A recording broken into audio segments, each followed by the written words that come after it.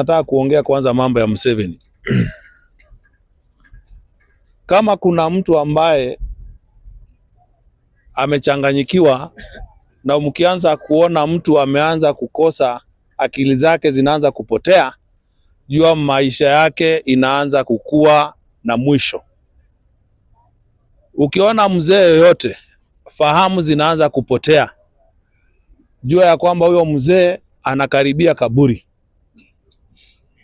Na Museveni, nataka kukuambia ya kwamba tengeneza nyumba yako na watoto wako na wajukuu, kwa sababu wewe unaenda 2026 utakuwa marehemu. Utakuwa marehemu. Hiyo ndio jambo nataka kuambia Museveni, tengeneza wakati unaona fahamu zinaanza kupotea, network inaanza kupotea, ni mambo yako unaambiwa kwa saa hii tengeneza. Ya pili, hatuwezi tukaongea mambo ya military wakati tunajua ndugu zetu wanajeshi wa Uganda wanavaa gumboot. Hatuna time ya kuongea kuhusu muscle yetu ama kuongea kuhusu kwanza mambo ya vifaa za military.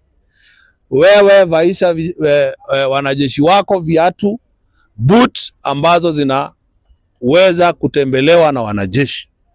Gumboot ni za kwenda kwa shamba. Hatuna time ya kuongea na wewe Museveni.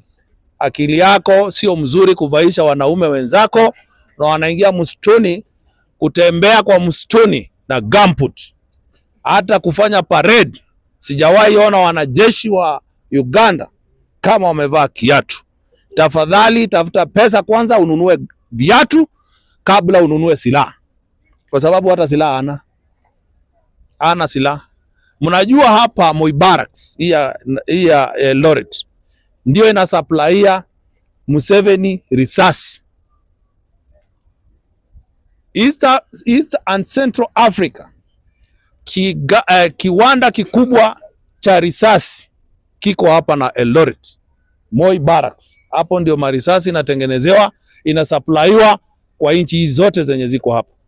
Sasa kama sisi ndio tunatengeneza risasi, wewe Museveni, are you normal?